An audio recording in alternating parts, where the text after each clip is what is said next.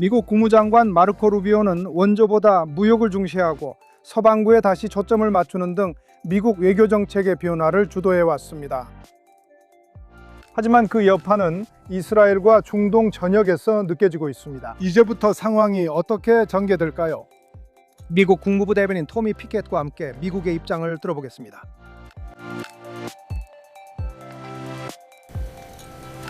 국무부 대변인 토미 피켓과 함께하는 아메리칸 뷰에 오신 것을 환영합니다. 시간 내주셔서 감사합니다. 이야기할 거리가 정말 많아서 25분이 주어져도 부족할 것 같습니다. 바로 본론으로 들어가 보겠습니다. 국무장관 마르코 루비오는 트럼프 대통령이 외교 정책을 맡길 이상적인 인물로는 보이지 않았습니다. 그는 메가 진영 출신도 아니고 정치적 라이벌이기도 했습니다. 꼭 강경파는 아니지만 정치권 전반에서 매우 존경받는 인물입니다. 이 사람은 자리를 잡았을 뿐만 아니라 국무장관 역할뿐만 아니라 국가안보보좌관 역할까지 맡아왔습니다. 제 말은 먼저 정리해 봅시다. 트럼프식이 아닌 배경을 가진 그가 어떻게 이렇게 외교정책 변화의 핵심 역할을 하게 된 건가요? 글쎄요, 그의 배경에 대한 그런 평가는 받아들이기 어렵지만 제가 여기서 가장 먼저 강조하고 싶은 것은 이것이 트럼프 대통령의 외교 정책이라는 점입니다. 트럼프 대통령이 외교 정책을 정하고 우리는 그 외교 정책을 실행합니다. 그리고 루비오 장관도 대통령이 구성한 이 정말 최고 수준의 팀, 이 A팀의 일원이 된 것을 영광으로 생각하고 있다는 것을 알고 있습니다. 대통령의 의제를 실행하는 것입니다. 그래서 모든 것은 위에서부터 시작됩니다. 트럼프 대통령이 보고 싶어하는 의제, 그가 보고 싶어하는 원칙에 대한 명확한 목적에서 시작됩니다. 그리고 그 일을 해내기 위해 그의 팀원들과의 협력도 이루어지고 있습니다. 그래서 루비오 장관은 그 팀의 일원이 된 것을 영광으로 여기며 대통령의 외교 정책을 실행하고 기회가 있을 때마다 트럼프 대통령의 비전을 실현하기 위해 최선을 다하고 있습니다. 트럼프 대통령은 비정통적인 대통령입니다. 그 점에 대해 이의를 제기할 사람은 없을 것 같습니다. 그리고 그는 외교 정책을 전통적인 방식이 아니라 독특한 방식으로 운영해왔고 어떤 면에서는 그 결과가 매우 좋았습니다. 루비오 장관은 벤스 부통령, 제러드 쿠셔너, 스티브 위트코프와 함께하고 있습니다. 다른 이들과 이 외교 정책을 실행 중입니다. 권력 암투 얘기까지 하진 않겠지만 우리에겐 그런 모든 것에 쓸 시간이 없습니다. 그러니까 국무장관이 어떤 사안에서 정확히 어떤 역할을 하는지는 어떻게 결정되는 거죠? 그리고 우리는 권력 암투에 관한 질문도 받아야 하죠. 그건 사람들이 성과를 깎아내릴 수 없기 때문입니다. 그래서 그 문제에 억지로 초점을 맞추는 거라고 생각합니다. 서로 정말 잘 지내고 항상 대화하며 제가 강조했듯이 트럼프 대통령의 비전을 실현하고 있는 팀이 있습니다.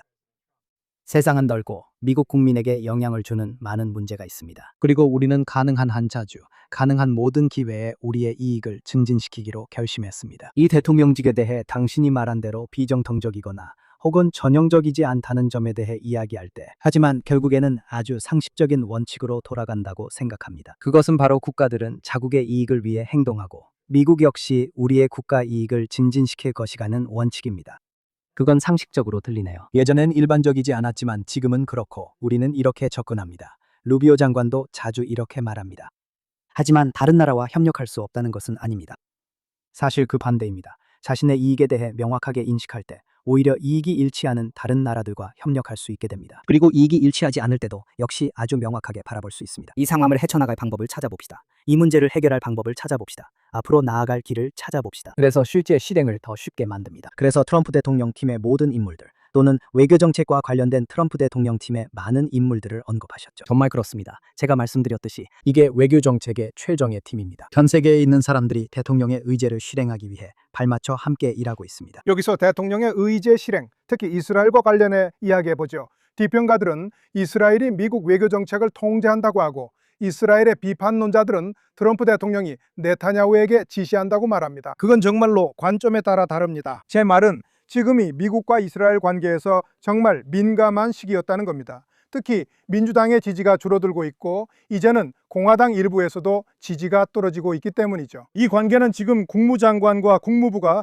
전반적으로 어떻게 관리하고 있습니까? 이스라엘은 미국의 강력한 파트너이며 지금도 그렇습니다. 그리고 여기서 우리가 보고 있는 것은 트럼프 대통령이 미국의 이익을 식별하고 미국의 이익을 실현하고 증진시키는 것이며 그것이 다른 나라들과 일치할 때 우리가 함께 협력한다는 것입니다. 방금 말씀드렸듯이 우리는 그런 부분에서 함께 일합니다. 하지만 우리가 이스라엘과 맺고 있는 강력한 관계는 이 지역의 다른 나라들과 마찬가지로 누구도 의심할 수 없습니다. 매우 강한 관계입니다. 그래서 우리는 여러 가지 약속을 했던 대통령이 그 약속들을 지키고 있는 모습을 보고 있습니다. 수도를 예루살렘으로 옮긴 대통령을 볼 수 있습니다. 예루살렘을 수도로 인정한 것이죠. 오늘 바로 대통령이 다시 한번 아브라함 협정에 대해 이야기하고 있습니다. 이는 다시 말해 당신의 표현을 빌리자면 대통령의 비전형적인 접근에서 나온 역사적 구상입니다. 아브라함 협정은 대통령의 리더십 덕분에 가능했습니다. 그리고 저는 대통령이 그 부분에 대해 계속해서 이야기하고 있다고 생각합니다. 그는 계속해서 그 이야기를 하고 있습니다. 아브라함 협정 확대 방안도 포함됩니다. 그리고 근본적으로 여기서 중요한 것은 이것이 대통령의 중동 지역 방문으로 다시 돌아간다는 점이라고 생각합니다. 그는 그곳에서 중동 황금기에 대해 말했습니다. 이것이 대통령의 목표입니다. 그리고 그것은 논란이 될 일이 아니며 그래서는 안 됩니다. 평화, 번영, 주권. 그것이 바로 대통령이 이러한 많은 관계에서 보고자 하는 것이며 그는 이를 실현하기 위해 구체적인 조치를 취해왔습니다. 중동에 계속 집중하죠. 아브라함 협정도 언급하셨으니까요. 트럼프 대통령이 이번 주 레바논의 아운 대통령과의 회의에서 언급한 것처럼 그는 레바논이 아브라함 협정에 참여하기를 원한다고 했으며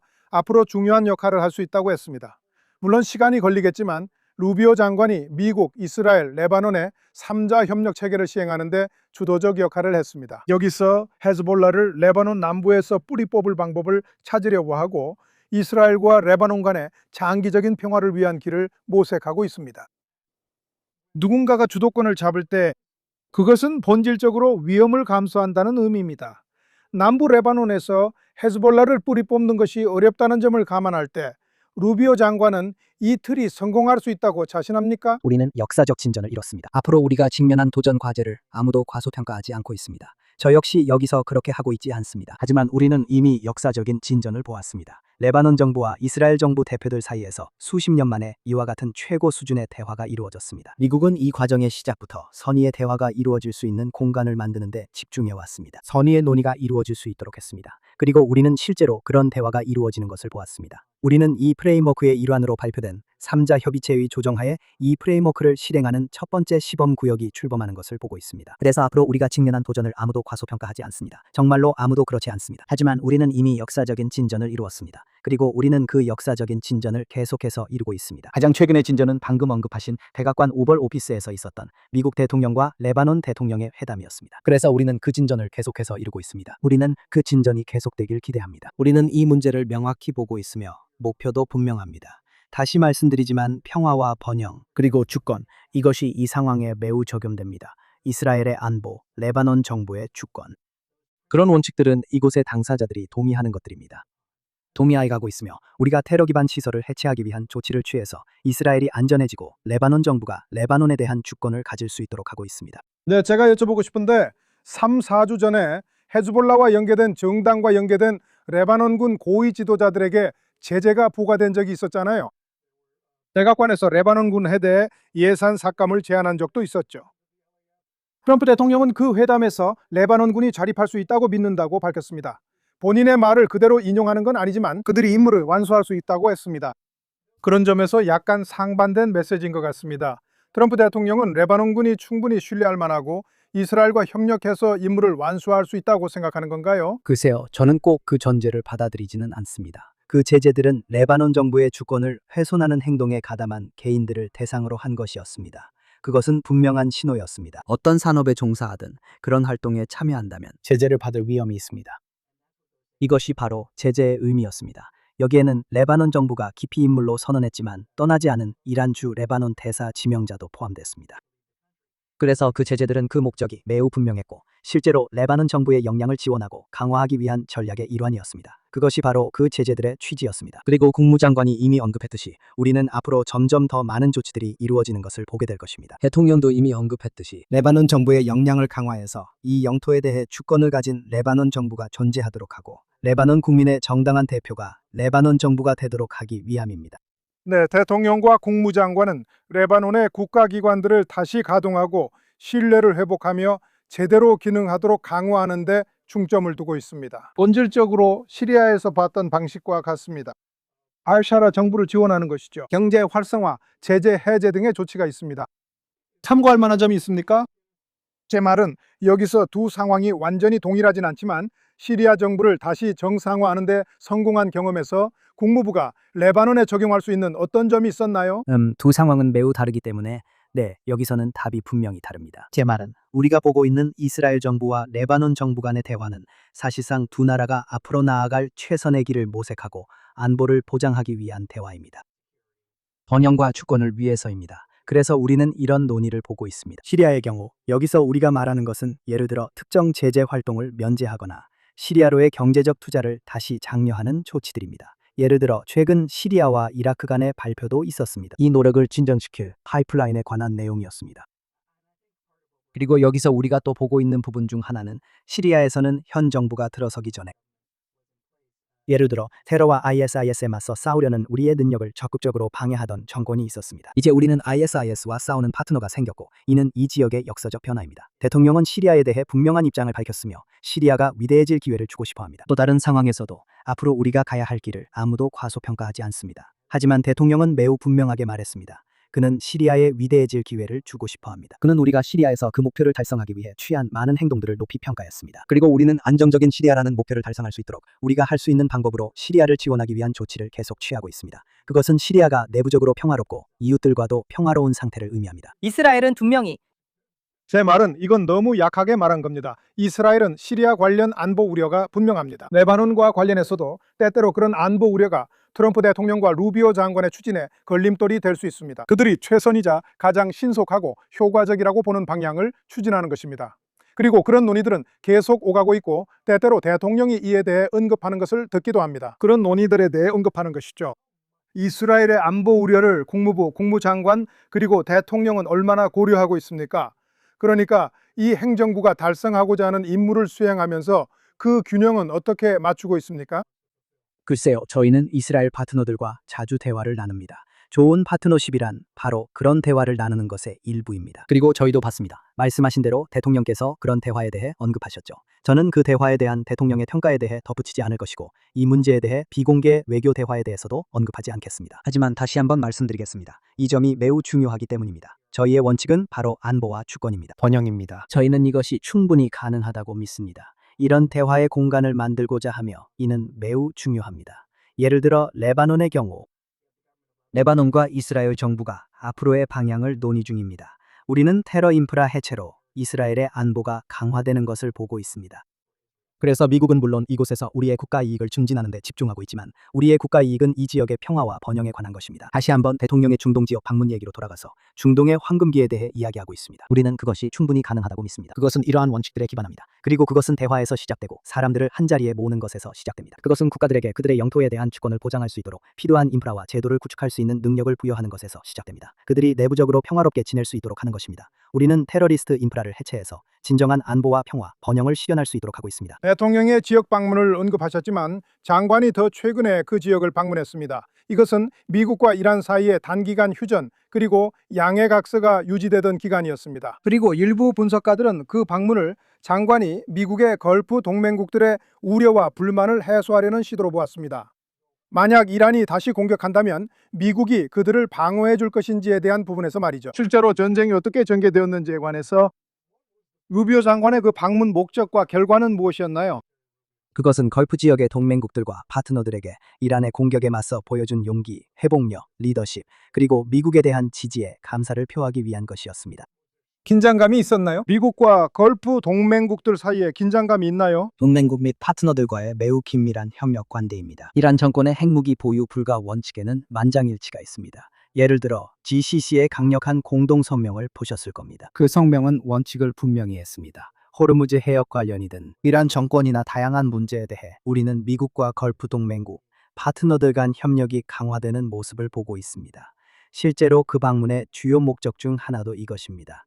GCC 회의 참석 외에도 GCC 회의와 현안 논의 외에도 이란 정권의 공격을 받아온 국가들의 감사를 표하고 그들의 용기에 감사했습니다. 그들의 회복력에, 그들의 지지. 우리는 이란 정권의 핵무기 보유 불가 원칙에 다시 만장일치로 동의하고 있습니다. 근본적으로 이란 정권이 핵무기를 가지면 중동 평화는 불가능합니다. 이는 대통령과 국무장관이 분명히 밝혔습니다. 그리고 토니 블링컨 국무장관이 걸프 지역을 방문한 것은 우리가 우리의 동맹국들과 파트너들에게 그들이 보여준 지원과 리더십에 대해 감사를 표하고 우리의 입장을 다시 확고히 하기 위한 것이었습니다. 그러니까 전략적인 관점에서 보면 이 지역이 공통의 적에 맞서 단결하고 있다는 겁니다. 심지어 여기 레바논 정부조차도 이란이 이 나라에서 완전히 나가길 원하고 있습니다. 지금 이 시점에서 상황 전체를 보면 아브라함 협정의 진전이 하나의 비전이라는 겁니다. 하지만 이 행정부는, 국무부는 모두가 이 정권이 사라지길 원하는 이런 상황을 어떻게 받아들이고 있습니까? 그리고 이것을 장기적인 이점, 장기적인 전략, 장기적인 임무로 어떻게 활용할 수 있을까요? 우선 가장 근본적인 목표인 이란 정권이 핵무기를 가질 수 없도록 하는 것에서 시작합니다. 그것은 이 지역과 미국에 용납할 수 없는 위협입니다. 전 세계에 대한 위협입니다. 그런 일은 절대 일어나게 둘 수 없습니다. 그리고 대통령은 이를 계속 분명히 밝히고 있습니다. 대통령이 이란 정권에 대해 취한 조치들은 이미 그 지역과 전 세계를 더 안전하게 만들었습니다. 미닛 해머 작전으로 그 핵시설들을 완전히 파괴했고, 에픽 퓨리 작전, 이란 정권의 재래식 무기 능력을 대폭 약화시켰습니다. 최근 저희가 양해각서를 체결했으나 이란 정권이 이를 위반했고 대통령께서 이에 조치하셨습니다. 이것이 최근 며칠간의 일입니다. 대통령께서 이미 취한 조치들로 이 지역, 세계, 미국이 더 안전해졌습니다. 이것이 근본적인 목표입니다. 물론입니다. 대통령께서는 아브라함 협정의 확대를 원하신다는 것을 숨기지 않고 계시며 평화와 번영을 원하십니다. 그리고 이번 행정부 전반에 걸쳐 우리가 보고 있는 경제적 투자 증가도 있습니다. 미국과 중동의 파트너들 사이에 수조 달러에 달하는 새로운 투자가 이루어지고 있습니다. 수조 달러입니다. 그러한 경제적 파트너십은 수많은 이익을 가져오고 미국 국민들에게 많은 일자리를 제공합니다. 또한 그 지역에 이익을 주며 경제적 투자는 대통령의 외교정책 접근 방식의 핵심 요소입니다. 경제가 근본적이라는 사실입니다. 이러한 무역 관계는 매우 중요하며 균형 잡힌 무역 관계와 투자는 관계를 개선하고 유대를 강화하는 데 필수적일 뿐만 아니라 안보와 번영을 가능하게 합니다. 그 점에 대해 이야기해 봅시다. 말씀하신 것처럼 경제적 요소는 이번 행정부의 다양한 양자 및 다자 협정에서 핵심이 되어 왔습니다. 걸프 지역과 이스라엘에 관해서도 마찬가지입니다. 그곳에서의 기회 측면에서도 우리는 여러 협정 체계를 받고 카타르 지도자 방문 때도 마찬가지였습니다. 사우디 지도자 방문 때도 같았습니다. 뭐라고요?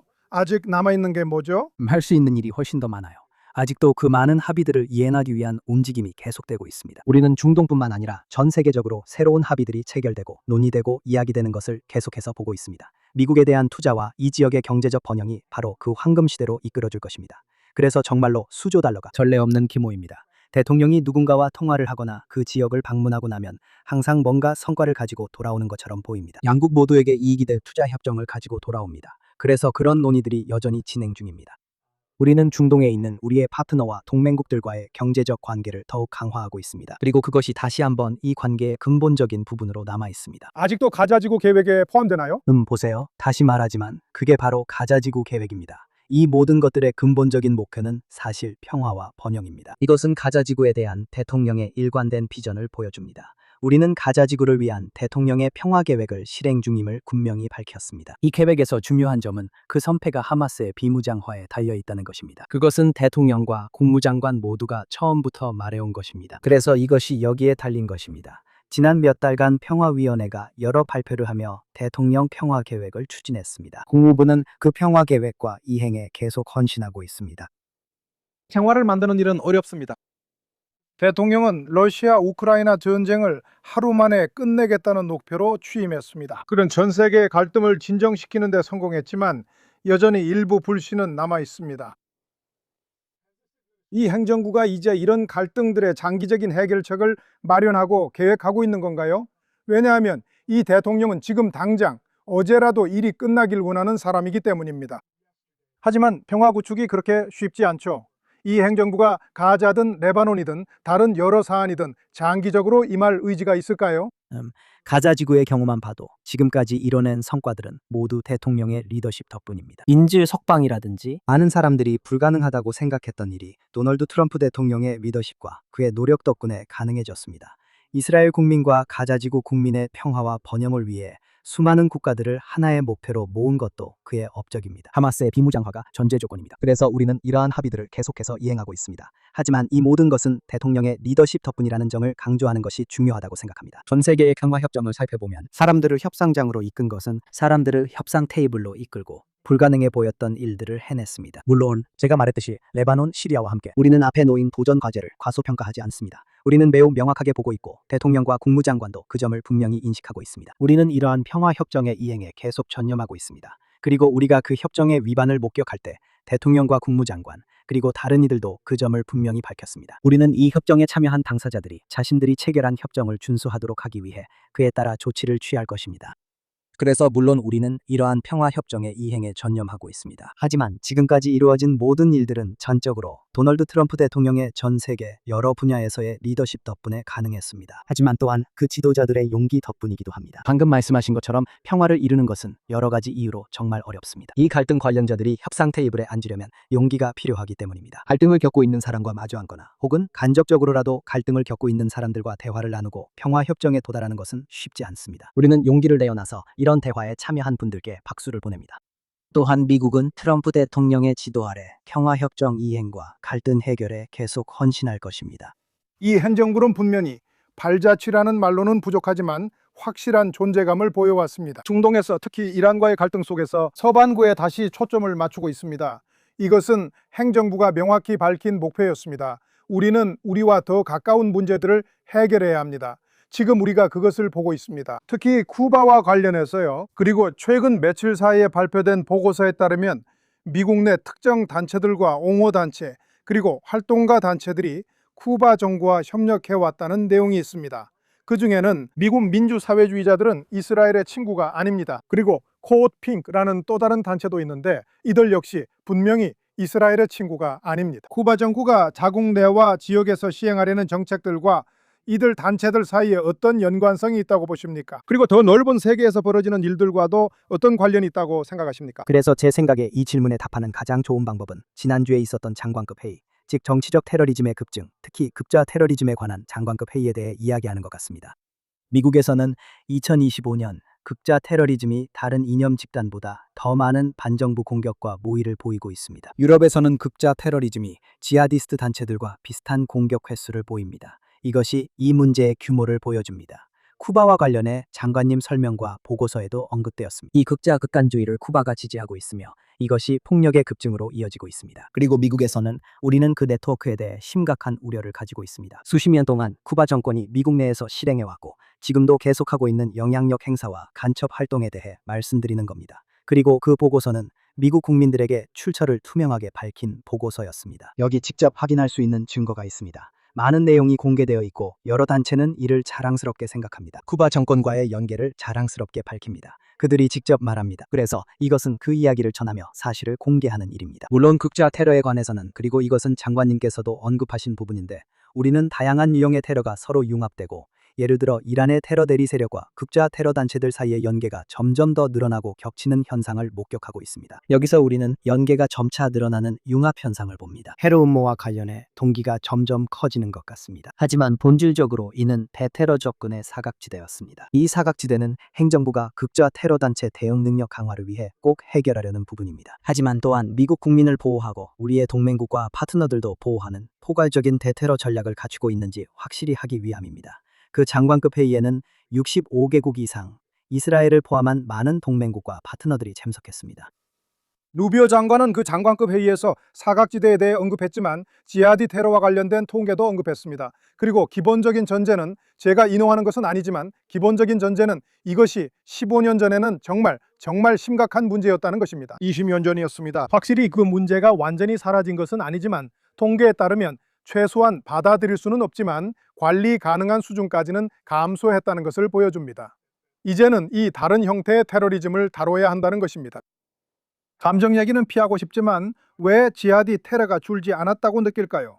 10월 7일 사건도 있었고 이번 행정부도 무슬림 형제단 및 지부를 제재했습니다. 제 말은 그렇게 안 보여요. 우리는 이 문제를 여전히 심각하게 여기며 시행한 제재에 대해 말씀하셨죠. 우리는 동맹 및 파트너와 협력해 이란의 테러 대리 세력에 대응하고 있습니다. 우리는 이란 정권에 대해 최대 압박 캠페인을 펼치고 있으며 그들이 전 세계에 있는 수많은 테러 대리 세력을 지원할 자금을 차단하려고 하고 있습니다. 이것은 우리가 계속해서 매우 심각하게 받아들이고 있는 문제입니다. 국무장관은 우리가 가진 대테러 도구에 대해 논의했습니다. 이는 위협이 완전히 사라진다는 의미는 아니지만 이 도구로 여러 차례 전 세계적으로 공격을 성공적으로 막았다는 뜻입니다. 이러한 성공적인 도구를 인식하는 것이 중요합니다. 우리가 사각지대를 해결하고 위협이 계속 진화함에 따라 이를 대응할 수 있는 도구들을 계속해서 개발하는 것이 중요합니다. 그리고 그것이 바로 국무장관이 말한 내용입니다. 우리가 테러 위협에 대응할 수 있다는 사실입니다. 우리는 함께 협력해 테러 위협에 대응할 수 있습니다. 그리고 우리는 확실히 지하디스트 테러에 계속 대응하고 있습니다. 우리는 분명히 그 일을 계속하고 있습니다. 그것은 여전히 중요한 우선순위입니다. 예를 들어 국가 안보 전략에도 명시되어 있고 특히 그런 테러 유형을 언급합니다. 하지만 우리가 기반으로 삼을 수 있는 수단이 있습니다. 우리는 이 위협에 대응하기 위한 국제 협력의 실적이 있습니다. 그리고 국무장관이 매우 강력하게 강조한 점은 우리가 그 협력을 계속해서 발전시켜 나가야 한다는 것입니다. 과거에 무엇을 했고 효과가 있었는지 살펴봐야 합니다. 효과가 없었던 부분은 고쳐야 합니다. 그리고 모두가 안전할 수 있도록 함께 협력하고 있는지 확인해야 합니다. 20초 남아 간단히 말씀드리겠습니다. 루비오 장관 대선 출마하나요? 그 질문엔 답하지 않겠습니다. 저는 국무부 대변인입니다. 여기까지 말씀드리겠습니다. 앞으로 몇 달, 몇 년이 지나면서 답을 찾아야 할 것 같습니다. 토미 비got 국무부 대변인님, 시간 내주셔서 정말 감사합니다. 진심으로 감사드립니다. 불러주셔서 감사합니다. 그리고 다음번에 아메리칸 뷰에서 다시 이야기 나누겠습니다.